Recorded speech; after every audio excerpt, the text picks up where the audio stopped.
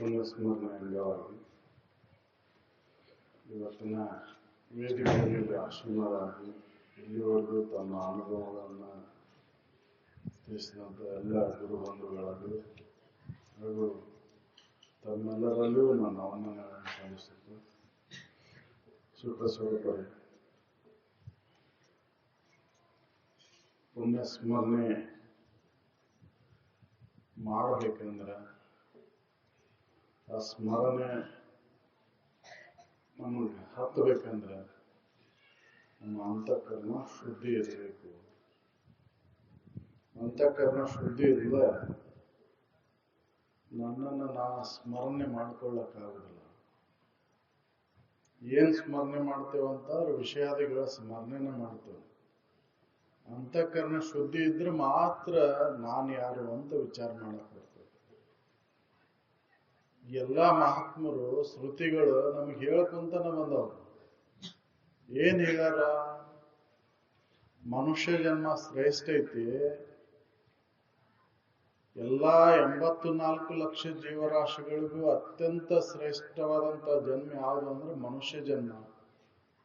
ಇದನ್ನ ಹಾಳು ಮಾಡ್ಕೋಬೇಡ್ರಿ ಹುಚ್ಚಪ್ಪಗಳಿರ ಅಂತನ ಹೇಳ್ಕೊಂತ ಬಂದವರು. ಆದ್ರೆ ನಾವು ಎದಕ್ಕಾಗಿ ಇದನ್ನು ಉಪಯೋಗ ಮಾಡ್ಕೊಳಕತ್ತೇವೆ, ಉದ್ದೇಶ ಏನು, ಬಂದದ ಉದ್ದೇಶ ಏನು, ಯಾದಕ್ಕೆ ಇದನ್ನು ಉಪಯೋಗ ಮಾಡ್ಕೊಳಕತ್ತೇವೆ ಅಂತ ತಿಳಿದು ನೋಡ್ಕೋಬೇಕಾಗೈತಿ. ಇದನ್ನ ತಿಳಿದು ನೋಡ್ಕೊಳ್ಳಿಲ್ಲ ಅಂದ್ರೆ ಮತ್ತ ಇದ ಜನ್ಮ ಬರ್ತೈತೆ ಅಂತ ಗ್ಯಾರಂಟಿ ಇಲ್ಲ. ಕರ್ಮಕ್ಕನುಸಾರವಾಗಿ ಕರ್ಮದ ಫಲವನ್ನು ಉಣ್ಣಾಕ ಅಂತಂತ ಜನ್ಮಗಳು ಬರುದ ಅವು ನಿಶ್ಚಿತ. ಯಾವ್ಯಾವ ಕರ್ಮ ಮಾಡ್ತೇವೆ, ಯಾವ್ಯಾವ ಕರ್ಮ ಮಾಡ್ತಾ ಮಾಡ್ತಾ ಈ ಜನ್ಮ ಹೊಕ್ಕೈತಿ, ಅಂತಂತ ಜನ್ಮ ಮುಂದೆ ಬಂದ ಬರ್ತೈತಿ ಅಂತ.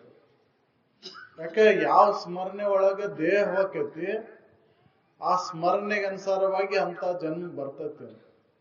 ತನು ಯೋಗದೊಳು ಏನನ್ನು ನೆನೆಯುತ್ತೋ ಅಂತ ಜನ್ಮವನ್ನ ನೀ ಪಡೆಯುತ್ತೀಯ ಅಂತ ಶ್ರುತಿ ಹೇಳ. ಅದಕ್ಕೆ ಅಲ್ಲಿ ತನು ಯೋಗದೊಳಗೆ ಏನು ನೆನಪು ಮಾಡ್ಕೋಬೇಕಾಗೈತಿ ಅಂತಂದ್ರೆ ನಾ ಸಚ್ಚಿದಾನಂದ ಸ್ವರೂಪನೇ ಅದೇನನ್ನುವಂತ ನೆನಪು ಆ ಸ್ಮರಣೆ ಬರಬೇಕಲ್ಲ. ಎಲ್ಲಿ ಬರ್ತೈತೆ ಅದು? ಬರೋದೇ ಇಲ್ಲ. ಯಾಕಂದ್ರೆ ಯಾವ್ದು ರೂಢಿ ಮಾಡ್ಕೊಂಡೇವ ಆ ರೂಢಿ ಅದರ ಸ್ಮರಣೆ ಆಗುತ್ತೆ. ಈ ರೂಢಿ ಮಾಡ್ಕೊಂಡಿದ್ರೆ ಸತ್ಶ್ರವಣ, ಆ ಸತ್ಶ್ರವಣದ ವಿಚಾರಗಳನ್ನ ಸ್ಮರಣೆ ಮಾಡ್ಕೊಳ್ಳಕ್ಕೆ ನಾವು ಹೆಚ್ಚು ಹೆಚ್ಚು ತೊಡಗಿದ್ರೆ ಆ ಸ್ಮರಣೆ ಅಲ್ಲಿ ಬರ್ತಿತ್ತು. ಯಾಕ ಶರೀರ ಹೋಗೋ ಕಾಲದೊಳಗ ಅತ್ಯಂತ ಬೇನೆಗಳನ್ನ ಅನುಭವಿಸುವಂತ ಹೋಗ್ಬಿಟ್ಟಿರ್ತದೆ. ಬಂದದ್ದ ಬ್ಯಾನಿ ಒಳಗ, ಇರುದ ಬ್ಯಾನಿ ಒಳಗೈತಿ, ಹೋಗುದು ಬ್ಯಾನಿ ಒಳಗೆ ಇದೆ. ಹೌದಲ್ರಿ? ಯಾರು ಆರಾಮದಿಂದ ಅದೇವಂತ ಕೇಳಿ ನೋಡಿದ್ರ ಎಲ್ಲರಿಗೂ ಒಂದಿಲ್ಲ ಒಂದು ಬ್ಯಾನಿನ ಅದಾವು. ಆರಾಮಿದ್ದ ಇರೋರು ಯಾರದೇವು? ಸುಖಿಗಳಾಗಿರೋರು ಯಾರದೇವು? ದೇಹ ಭಾವವನ್ನು ಬಿಟ್ಟಾರ ಸುಖಿಗಳು. ದೇಹ ಭಾವ ಎಲ್ಲಿವರೆಗೂ ಇರ್ತೈತಿ ಅಲ್ಲಿವರೆಗೂ ದುಃಖನ ಐತಿ, ಸುಖ ಯಾರಿಗೂ ಇಲ್ಲ. ಯಾರು ಶ್ರೀಮಂತರ ಇರ್ಲಿ, ಅವ್ ಬಡವರ ಇರ್ಲಿ, ವಿಜ್ಞಾನಿನರ ಇರ್ಲಿ, ಡಾಕ್ಟರ ಇರ್ಲಿ, ಯಾರ ಇರ್ಲಿ, ಅವರು ಶರೀರ ಭಾವವನ್ನು ಹಿಡ್ಕೊಂಡು ಸುಖಿಗಳಾಗ್ಯಾರ ಅನ್ನುವಂತ ವಿಚಾರ ಮಾಡಿ ನೋಡಿದ್ರೆ ಇಲ್ಲ. ಯಾಕೆ ಇದು ಬ್ಯಾನಿ ಒಳಗ್ ಬಂದೈತಂದ್ರ ಬ್ಯಾನಿ ಒಳಗ್ ಇರುದ ಒಂದಿಲ್ಲ ಒಂದ ನೋವು ಇರೋದ ಇದು. ಹಂಗ ನೋವು ಪಡ್ತಾ ಪಡ್ತಾ ನೋವು ಅನ್ಕೊಂತನ ಇದು ಹೋಗುದು. ಅದಕ್ಕೆ ಅದು ಹೋಗೋದ್ರೊಳಗಾಗಿ ಇದನ್ನ ಗಟ್ಟಿಗೊಳಿಸ್ಕೋಬೇಕಾಗೈತಿ. ನಾ ಶರೀರ ಅಲ್ಲಪ್ಪ, ನಾ ಶರೀರಕ್ಕೆ ಅನ್ಯದೇನೆ, ಇದರ ಆಗ ಹೋಗುಗಳನ್ನ ತಿಳಿತಕ್ಕಂಥ ಅರು ನಾನದೇನೆ ಅನ್ನುವಂತ ವಿಚಾರವನ್ನು ಗಟ್ಟಿಗೊಳಿಸ್ಕೋಬೇಕಾಗೈತಿ. ಅದಕ್ಕೆ ತನುಭಾವವನ್ನು ಕಳ್ಕೋಬೇಕಾಗೈತಿ. ಮೊದಲಿಗೆ ತನುಭಾವ ಅಳಿಯೇ ದುಃಖದ ಕೇಡು ಅಂತ ಹೇಳಿದ್ದವು. ಎಲ್ಲಿವರೆಗೂ ಈ ಶರೀರ ಭಾವ ಇರ್ತೈತೆ ಅಲ್ಲಿವರೆಗೂ ದುಃಖ ಇರುದ. ಯಾವ ದುಃಖ ಇಲ್ಲ ಅಂದ್ರೂ ಹರ್ಷವತೃಷಗಳ ದುಃಖ ಇರುದ, ಹುಟ್ಟು ಸಾವುಗಳ ದುಃಖ ಇರುದ. ಹೌದಲ್ಲಿ? ಸುಖ ದುಃಖದ ಏನು ಆ ಬಾಧೆ ಇರುದ. ಅದಕ್ಕೆ ಹರ್ಷಡ್ರೂಮಿಗಳ ಈ ಜೀವನಿಗೆ ಅದಾದವು. ಯಾರು ಈ ಜೀವ ಭಾವವನ್ನು ಕಳ್ಕೊಂತಾನ ಅವಂಗೆ ಹರ್ಷಡ್ರೂಮಿಗಳು ಇಲ್ಲ. ಹುಟ್ಟು ಸಾವುಗಳ ಭಯ, ಅಶ್ವತೃಷಗಳ ಚಿಂತೆ, ಹೌದಲ್ರಿ? ಇದು ಇರುದ, ಇದು ಸುಖ ದುಃಖಗಳ ಭಾವ ಇರುದ. ಇವು ಈ ಹರ್ಷಡ್ರುಮಿಗಳ ಬಾಧೆ ನನ್ನ ತಟ್ಟಬಾರ್ದಂದ್ರೆ ನಾನು ಯಾರಂತ ವಿಚಾರ ಮಾಡ್ಬೇಕಾಯ್ತು. ಅದು ಮನುಷ್ಯ ಜನ್ಮದ ಕರ್ತವ್ಯ. ಮನುಜ ಕುಲದ ಜನನದ ಲಾಭ ಯಾವುದಪ್ಪ ಅಂದ್ರೆ ತಾನ್ಯಾರಂತ ತಿಳಿದು, ಆ ನಾನ್ ಯಾರಂತ ತಿಳಿಬೇಕಂದ್ರ ವಾಸನೆಗಳನ್ನ ಕಳ್ಕೋಬೇಕಲ್ಲ. ಜನ್ಮ ಜನ್ಮಾಂತರದಿಂದ ಬಂದವ ವಾಸನೆಗಳು, ಒಂದ ಜನ್ಮದ್ದು ಇಲ್ಲ. ಅದಕ್ಕಾಗಿ ನಿರಂತರ ಪ್ರಯತ್ನ ಮಾಡಿದ್ರು ಅವ್ರು. ಅನುಭವಗಳು ಅವು ಹೋಗುದಿಲ್ಲ, ಅಷ್ಟು ಸರಳ ಹೋಗುದಿಲ್ಲ. ನಿರಂತರ ಪ್ರಯತ್ನ ಮಾಡಿದಾಗ ಅವು ಹೊಕ್ಕವು. ಪ್ರಯತ್ನ ಮಾಡಲಿಲ್ಲ ಅಂದ್ರೆ ಹೋಗುದೇ ಇಲ್ಲ. ನಿರಂತರ ಸಂಪರ್ಕದಿಂದ ಎಂತ ಕಠಿಣ ಐತಿ ಅಂದ್ರೂ ಕೂಡ ಅದ ಸವದ್ ಹೊಕ್ಕೈತಿ ಅಂತ. ವಜ್ರದುಂಡಿಗೆಲ್ಲ ಸವದ್ ಹೊಕ್ಕೈತಿ ಅಂದ್ರ ಈ ವಾಸನೆಗಳು ನಿರಂತರ ಈ ಶ್ರವಣಾದಿಗಳಲ್ಲಿ ತೊಡಗುದ್ರಿಂದ ತಾನಾಗೆ ಕ್ಷೀಣಕ್ಕೊಂತ ಹೋಗ್ತವು. ಹೆಚ್ಚು ಏನು ಮಾಡೋದು ಬೇಕಾಗಿಲ್ಲ. ಶ್ರವಣದೊಳಗೆ ಭಾಗಿಯಾಗೋದು ಒಂದೇ. ಶ್ರವಣದೊಳಗೆ ಭಾಗಿಯಾಗಿ ಅಲ್ಲಿ ಕೇಳಿದಂತ ವಿಚಾರಗಳನ್ನ ಪುನಃ ಪುನಃ ನೆನಪು ಮಾಡ್ಕೊಂತ ಹೋದ್ರೆ ಅದು ಗಟ್ಟಿ ಹಾಕುವಂತ ಹೋಗ್ತೈತಿ. ಯಾಕಂದ್ರೆ ಇದು ಗಟ್ಟಿ ಆಗೈತಿ, ನಮಗೆ ಕೇಳಿ ಕೇಳಿ ಗಟ್ಟಿ ಆಗೈತಿ. ಇದು ಶರೀರ ಭಾವ ಗಟ್ಟಿ ಆಗಕ್ಕೆ ಕಾರಣ ಏನಪ್ಪಾ ಅಂತಂದ್ರ ಕೇಳಿ ಕೇಳಿ, ಹೌದಲ್? ತಾಯಿ ತಂದೆಯರು ನಮಗ್ ಕಲ್ಸಿದ್ರು, ಬಂಧು ಬಾಂಧವರು ಕಲ್ಸಿದ್ರು, ನಮಗೆ ಹೇಳಿದ್ರಿಂದ ನೀನು ಶರೀರ ನಿನ್ನ ಕೈ ಎಲ್ಲಿದಾವ, ಕಾಲು ಎಲ್ಲಿದಾವ, ತಲೆ ಎಲ್ಲಿ ಐತಿ, ಕಣ್ಣು ಎಲ್ಲಿ ಐತಿ, ಇವೆಲ್ಲ ನೀನ ಇದು ಅಂತ ಕಲ್ಸಿದ್ರು. ಇದಕ್ಕಿಟ್ಟಂತ ಹೆಸರ ನಿಂದಂತ ಕಲ್ಸಿದ್ರು. ಕಲ್ಕೊಂತ ಇದು ಗಟ್ಟಿಗೈತಿ. ಇದನ್ನ ಕೇಳ್ತಾ ಕೇಳ್ತಾ ಕೇಳ್ತಾ ಇದನ್ನ ಕಳ್ಕೋಬೇಕಾಯ್ತು. ಈ ಶರೀರ ಭಾವವನ್ನು ಕಳ್ಕೋಬೇಕಾಯ್ತು. ಈ ಶರೀರ ಹೆಂಗೈತಿ ಅಂತ ತಿರುಗಿ ನೋಡ್ಕೊಂಡಾಗ ಗೊತ್ತಾಗತ್ತದು. ಶರೀರ ಮಲಬೇಡ್ರ ಬೆಸಿಗೆ ಇದು, ಹೌದಲ್ರಿ? ಆನವ ಮಲ, ಮಾಯಾಮಲ, ಕಾರ್ಮಿಕ ಬಲದಿಂದ ಕೂಡಿದಂತ ಈ ಶರೀರ ಇದು ಜನಿ, ಅಸ್ಥಿ, ವರ್ಧತೆ, ಪರ್ಣತೆ, ಕ್ಷಯ, ನಾಶ ಅಂತಕ್ಕಂಥ 6 ನಮೂನಿ ವಿಕಾರದಿಂದ ಕೂಡೈತಿ. ನಾನು ಈ ವಿಕಾರಕ್ಕೆ ಸಾಕ್ಷಿಯಾಗಿರ್ತಕ್ಕಂಥ ಅರುವದೇನೆನ್ನುವಂತ ವಿಚಾರವನ್ನ ಗಟ್ಟಿಗೊಳಿಸ್ಕೋಬೇಕಾಯ್ತು. ಇದನ್ನು ಮಹಾತ್ಮರು ಹೇಳ್ಕೊಂತ ಬಂದ್ರು. 6 ನಾನೆಂದು ವಿಚಾರಿಸಿ ತಿಳಿಯೇ ಸಂಸಾರ ಸಾಗರವನ್ನು ಉತ್ತರಿಪುದರಿದೆ ಅಂತ. ಇದು ಯಾರು ಅಂತ ವಿಚಾರ ಮಾಡಿ ನೋಡು. ವಿಚಾರ ಮಾಡ್ಲಿಲ್ಲ ಅಂದ್ರೆ ಹೊಳಿದೇ ಇಲ್ಲ. ಅದಕ್ಕೆ ಬಂದೈತಂದ್ರ ವಿಚಾರಕ್ಕೆ ಹಚ್ಚಬೇಕಾಯ್ತಿ. ವಿಚಾರಕ್ಕೆ ಹಚ್ಚಬೇಕಂದ್ರೆ ದೋಷಗಳನ್ನು ಕಳ್ಕೋಬೇಕಾಯ್ತು. ಪರರ ದುರ್ಗುಣಗಳನ್ನ ಮರೆಯುತ್ತ ಆಧರಿಪೋದೇ ಚಂದ ಅಂತ. ಇನ್ನೊಬ್ಬರ ದುರ್ಗುಣಗಳನ್ನ ನೋಡಿ ನೀನು ಕೂಡ ಅದನ್ನ ಮಾಡ್ಬೇಕನ್ನಿಸ್ತತಿ, ಹೌದಲ್ಲ? ಅವ್ನ್ ನೋಡಕ್ ಹೋಗ್ಬೇಡ. ಇನ್ನೊಬ್ಬರ ದುರ್ಗುಣಗಳನ್ನ ಯಾಕೆ ಅನಿಸ್ ನೋಡಕ್ ಹೋಗಿ, ನಿನ್ನಲ್ಲಿ ಯಾವ ದುರ್ಗುಣಗಳದಾವ ತಿಳ್ಕೊಂಡು ಅವನ್ ಕಳ್ಕೋ. ಒಳ್ಳೆ ಗುಣಗಳನ್ನ ಬೆಳೆಸು. ಅಂದಾಗ ಸದ್ಗುಣಗಳ ಸಂಪನ್ನತ್ವವನ್ನು ಪಡೆದಾಗ ಇದನ್ನ ಹೊಂದ್ಲಿಕ್ಕೆ ಬರ್ತೈತಿ. ಸದ್ಗುಣ ಸಂಪನ್ನರಿಗೆ ಇದರೊಳಗ ಅವ್ರ ಅಧಿಕಾರಿಗಳಕ್ಕರ. ವೇದಾಂತಕ್ಕೆ ಅಧಿಕಾರಿಗಳು ಯಾರು ಅಂದ್ರೆ ಸದ್ಗುಣಗಳ ಸಂಪನ್ನತ್ವವನ್ನು ಪಡೆದ. ಅವಾಗ ಸಾಧನ ಚತುಷ್ಟಯ ಸಂಪನ್ನತ್ವವನ್ನು ಪಡೆದು ಆ ಮುಮುಕ್ಷತ್ವ ಬಂದವ, ಮುಮುಕ್ಷ ಆದವ, ಅವ ಗುರುಗಳ ಹತ್ರ ಹೋಗಿ ಕೇಳ್ತಾನ. ಅಂತ ಒಂದು ಸದ್ಗುಣಗಳ ಸಂಪನ್ನತ್ವವನ್ನು ನಾವು ಪಡಿಬೇಕಾಗಿ ಎಲ್ಲಿವರೆಗೂ ಅವು ನಾವು ಪಡೆದಲ್ಲೋ, ಎಲ್ಲಿವರೆಗೂ ಅವನ್ನ ಅಳವಡಿಸ್ಕೊಳೋದಿಲ್ಲೋ ಅಲ್ಲಿವರೆಗೆ ಎಂತ ಒಂದು ಪ್ರಯತ್ನ ಮಾಡಿದ್ರೂ ಕೂಡ ಇದನ್ನು ಹೊಂದಲಿಕ್ಕೆ ಆಗುದಿಲ್ಲ. ಯಾಕೆ? ದೋಷಗಳು ಒಳಗದವು. ಹೊರಗೆ ನಾವು ಎಷ್ಟೇ ಸುಧಾರಿಸಿವಂದ್ರೂ ಕೂಡ ವ್ಯರ್ಥದ. ಒಳಗ್ ಬರ್ಬೇಕಲ್ಲದ ಸುಂದರತ್ವ ಒಳಗ್ ಬರ್ಬೇಕಲ್ರಿ. ಹೊರಗಿನ ಸುಂದರತ್ವ ಏನ್ ಮಾಡುತ್ತೋ. ಸುಂದರ ಅಂದ್ರೆ ಈ ಶಬ್ದದ ಅರ್ಥ ಏನು ಅಂದ್ರೆ ಮಬ್ಬ ಅಂತ. ಸೌಂದರ್ಯ ಶಬ್ದದ ಅರ್ಥ ಮಬ್ಬಿನ ಕೊಳ್ಳ ಅಂತ. ಮಬ್ಬು ಬರೆಸ್ತೈತದು. ಹೊರಗೆ ನೋಡಕ್ ಹೋಗ್ಬೇಡ. ಯಾವ್ದಕ್ಕೆ ಸುಂದರ ಅಂದ್ರೆ ಅವರು ಸತ್ಯಂ ಶಿವಂ ಸುಂದರಂ. ಯಾವ್ದು ಸತ್ಯ ಐತಿ, ಯಾವ್ದು ಸುಖರೂಪ ಐತಿ ಅದು ಸುಂದರ ಐತಿ.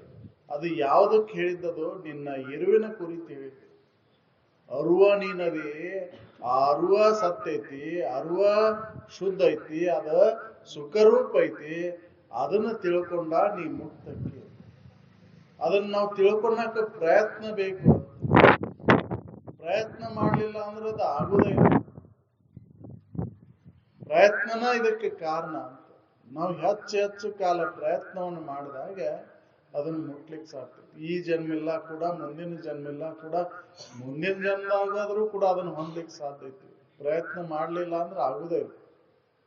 ಅದಕ್ಕೆ ಪ್ರಯತ್ನ ಮಾಡ್ಲಿಕ್ಕೆನ ಬಂದಂತ ಈ ಜನ್ಮ ಇದು. ಮನುಷ್ಯ ಜನ್ಮ ಬಂದದ್ದು ಆ ನಿಜವನ್ನ ಅರಿಲಿಕ್ಕೆನ. ಎದೆದಕ್ಕರ ಬಂದಿಲ್ಲ ಇದು.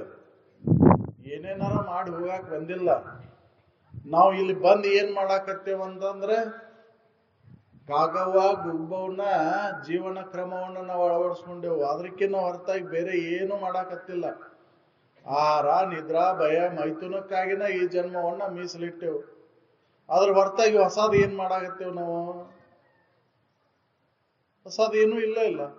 ಉಂಡದ್ದನ್ನೇ ಉಣ್ಣುತ್ತಾ, ಮೇಳಸಿದ್ದನ್ನೇ ಮೇಳಸುತ್ತಾ, ನೂತನಮ್ಮ ಇದ್ರೊಳಗೆ ಕಾಣೆ ಅಂತ. ಹೊಸದ್ ಏನ್ ಮಾಡಾಕತ್ತೇವ್ ಇಲ್ಲಿ?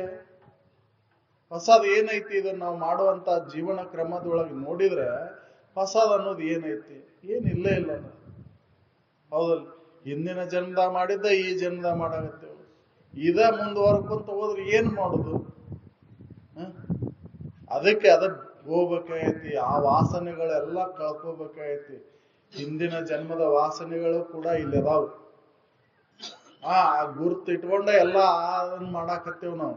ಹೌದಲ್? ಕಲೆಗಳು ಎಷ್ಟೆಷ್ಟು ಯಾವ್ಯಾವ ಕಲೆಗಳು ಎಲ್ಲೆಲ್ಲಿ ಪ್ರಕಟ, ಯಾವಾಗ ಪ್ರಕಟಕ್ಕವು ಗೊತ್ತಿಲ್ಲವು. ಹೌದಲ್?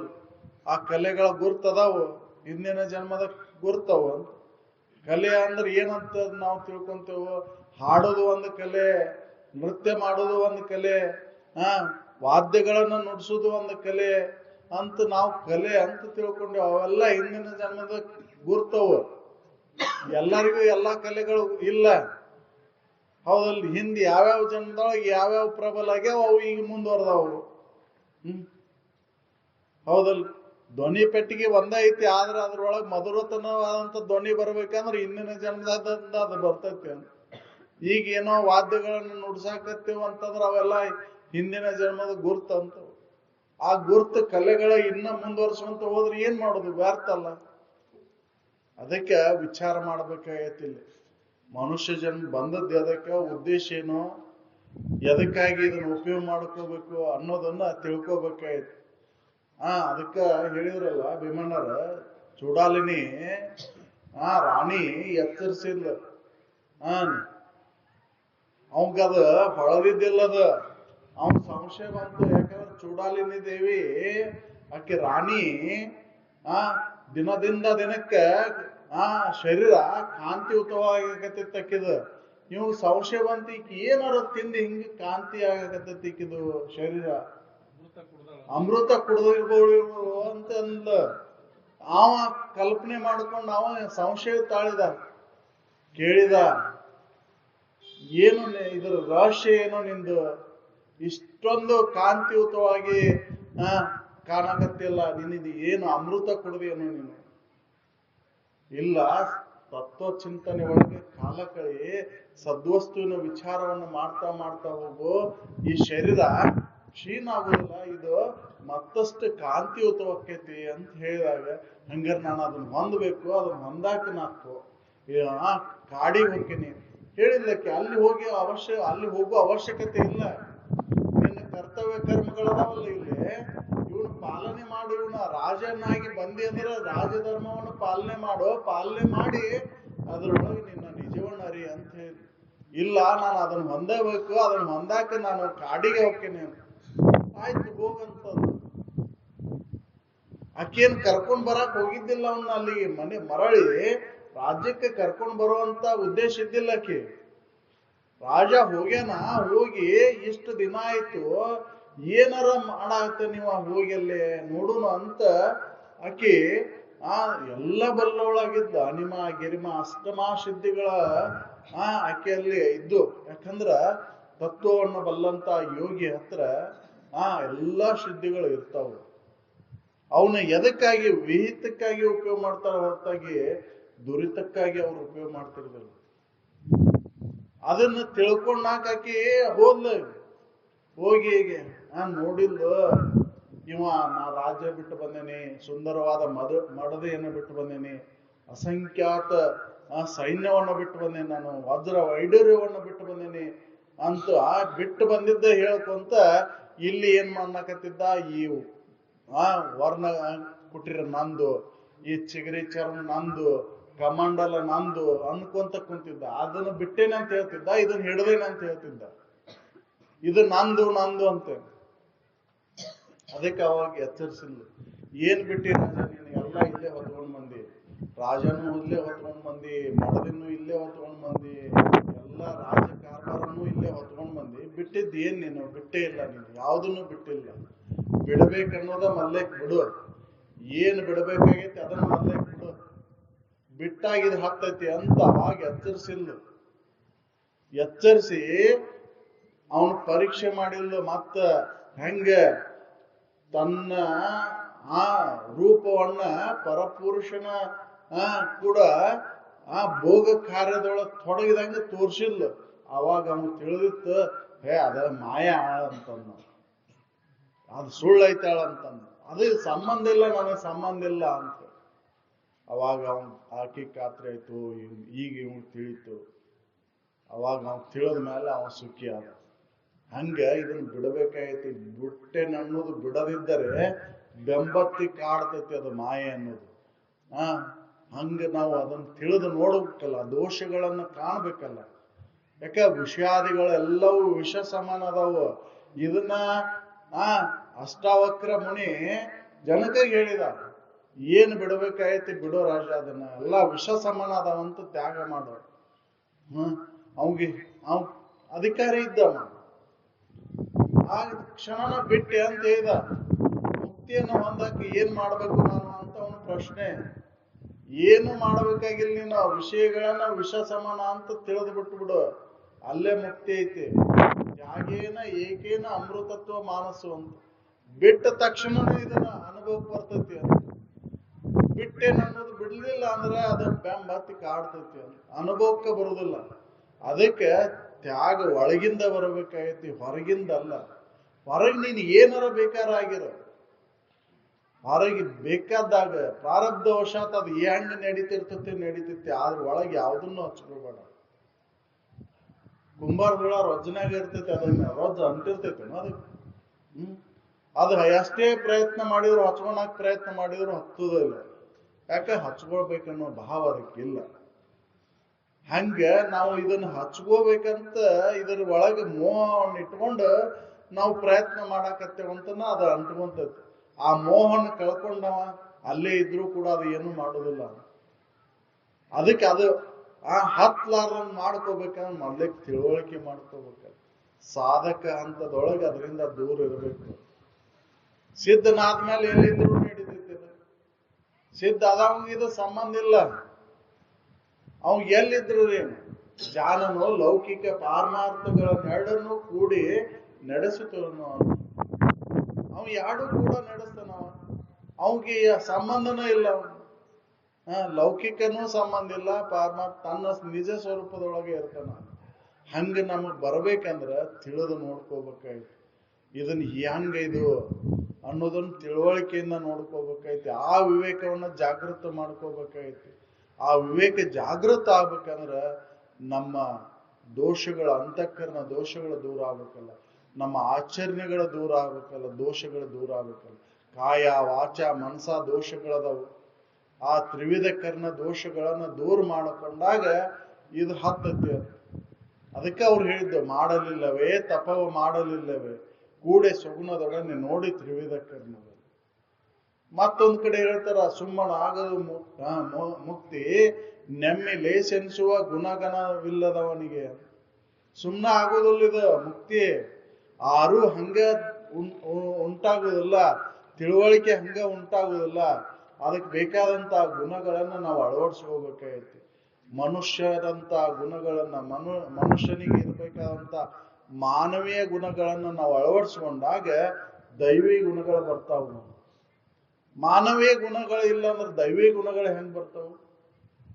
ಅದಕ್ಕೆ ಮಾನವೀಯ ಗುಣಗಳನ್ನ ನಾವು ಅಳವಡಿಸ್ಕೋಬೇಕಾಯ್ತು. ಇನ್ನೊಬ್ಬರ ದುರ್ಗುಣಗಳನ್ನ ನೋಡ್ದ ಅವನಲ್ಲಿ ಇರ್ತಕ್ಕಂಥ ಒಂದೊಂದು ಒಳ್ಳೆ ಗುಣಗಳನ್ನ ನಾವು ಅಳವಡಿಸ್ಕೋಬೇಕಾಯ್ತು. ಎಲ್ಲವೂ ಒಳ್ಳೆ ಗುಣಗಳು ನನ್ನಲ್ಲಿ ಇಲ್ಲ. ಇನ್ನೊಬ್ಬರಿಂದ ಆ ಒಳ್ಳೆ ಗುಣಗಳನ್ನು ನೋಡಿ ಕೇಳಿ ತಿಳ್ಕೊಂಡು ಅವನ್ನ ಅಳವಡಿಸ್ಕೋಬೇಕಾಯ್ತು.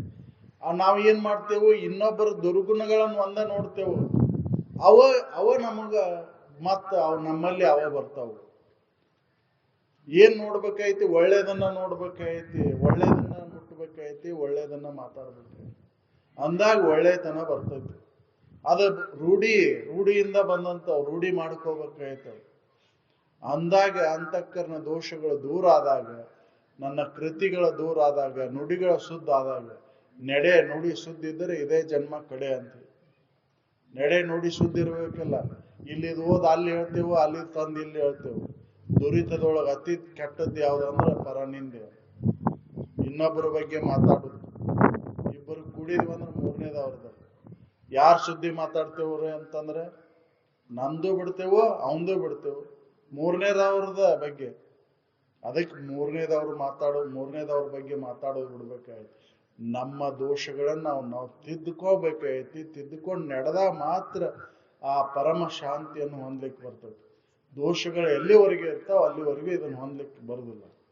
ಹೊಲ ಹಸನಿದ್ರೆ ಯಾರಾದ್ರೂ ಬಿತ್ತಾರ, ಅಲ್ಲಿ ಯಾವ ಬೀಜ ಉತ್ತಮ ಬೀಜ ಮಳೆಗೆ ಬರ್ತಾವ.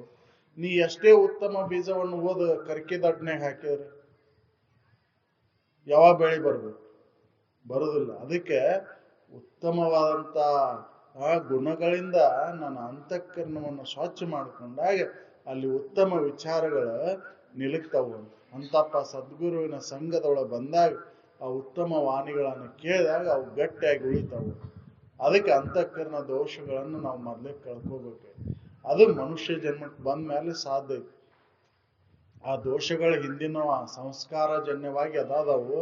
ಅವನ್ನ ಹೆಚ್ಚು ಕಾಲ ಉತ್ತಮರ ಸಂಘದೊಳಗೆ ತೊಡಗಿ ಅಲ್ಲಿ ಕೇದಂತ ವಿಚಾರಗಳನ್ನು ಅಳವಡಿಸ್ಕೊಳ್ಳೋದ್ರಿಂದ ಮಾತ್ರ ನಾವು ಬಲ್ಲವರಾಗ್ಲಿಕ್ಕೆ ಸಾಧ್ಯ ಐತಿ ಅಂತ ಹೇಳುತ್ತಾ, ಆ ವಿಚಾರಗಳನ್ನು ನಾವು ಅಳವಡಿಸ್ಕೊಂಡು ಈ ಜನ್ಮವನ್ನು ಸ್ವಾರ್ಥಕ್ಕೆ ಮಾಡ್ಕೊಳ್ಳೋಣ ಅಂತ ಹೇಳಿ ನಾನು ಒಂದು 2 ಮಾತು. ಸಾಧು ಸಂತ